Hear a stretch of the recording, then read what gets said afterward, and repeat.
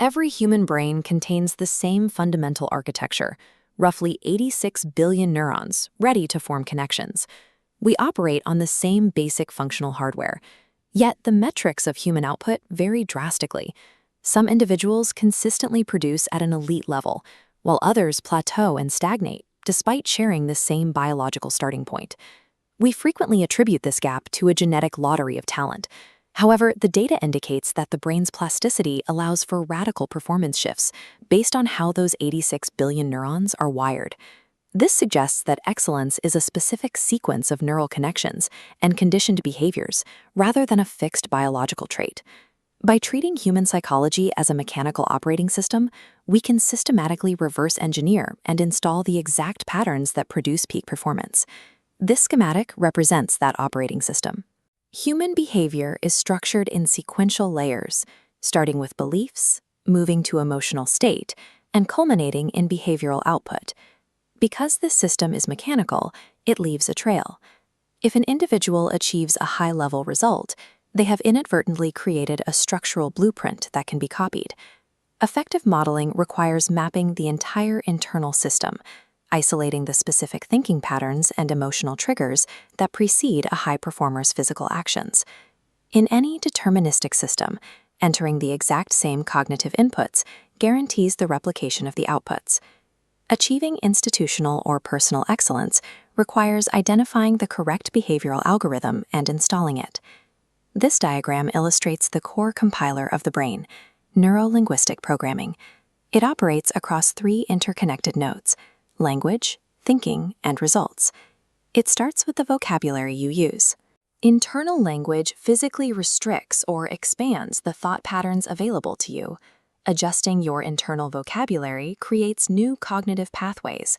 These pathways redefine what you perceive as possible, which then serves as the new logic for your physical actions. Hovering over this engine are your beliefs. These are rigid cognitive filters placed across your perception. They dictate exactly what sensory data your brain notices and what data it automatically discards. We see this mechanism clearly in the placebo effect. A patient's cognitive expectation alone has the power to alter body chemistry and trigger physical healing. We also see it externally via the Pygmalion effect. The expectations we project onto others physically shape and cap their subsequent performance.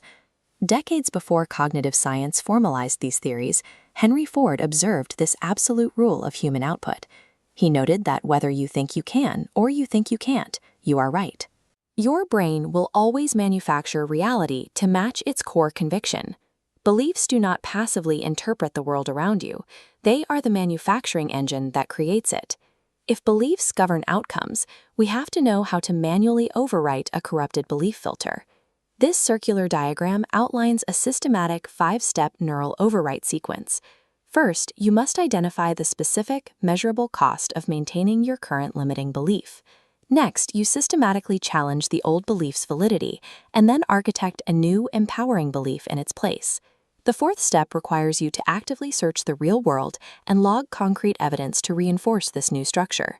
Finally, through long-term visualization, you force the brain to treat the imagined outcome as reality, permanently encoding the neural pathway. Eliminating self-doubt is a rigorous, measurable protocol of cognitive data entry. Once the baseline beliefs are set, we move to the second layer of the operating system: state management.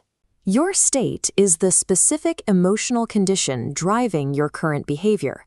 We can break that emotional state down into a precise equation. State equals physiology plus internal representation. Internal representation encompasses every mental image and piece of internal dialogue you run through your mind, the act-as-if principle. Because the brain and body operate in a bidirectional feedback loop, altering your physical posture forces the brain to release neurochemicals matching that stance. Most people wait reactively for an emotional shift to happen before they change their posture. High performers do the exact opposite. Physical posture serves as a direct manual command prompt. You can use your body to dictate the brain's chemical output. But having the right beliefs and the correct physical state does not guarantee execution. Many still fail at this exact point. The linguistic divide that determines action comes down to two words: should versus must. Framing a goal as something you should do makes it an optional preference. Under stress, the brain easily abandons it to conserve energy. Categorizing a goal as a must changes the calculus. It triggers a survival-level urgency in the nervous system, forcing massive action. Behavioral transformation remains dormant until you upgrade your desired outcome from an option to an absolute cognitive necessity. Once you achieve personal mastery over these patterns, this operating system can be networked to build organizational excellence. In academic and institutional environments, scaling these principles effectively requires the complete alignment of staff goals with this psychology. At an institutional level, leadership falls into a strict binary. You operate with either a victim mindset or a master mindset. The victim mindset is the reflex to externalize blame. It is the active surrender of agency to outside factors. The master mindset operates on a specific equation: 100% responsibility equals 100% power. Bill Gates highlighted a critical vulnerability in how high performers process their own achievements. He warned that early success seduces leaders into complacency. It makes them resistant to the idea that they can fail and resistant to treating failure as necessary feedback. True organizational power is mathematically tied to the amount of total responsibility a leader is willing to accept. A leader who masters this mindset still has to transmit their programmed state to the rest of the organization, and they do this through communication. The defining metric of leadership communication is harsh. It is measured entirely by the audience's response, not the leader's internal intention. This chart breaks down exactly how human beings receive communication impact. 7% comes from your literal vocabulary. The actual words you say carry the least amount of data in human interaction. 38% of the impact comes from your vocal tone, which dictates the context of those words. The remaining 55% of the signal is entirely dominated by your body language and physiology.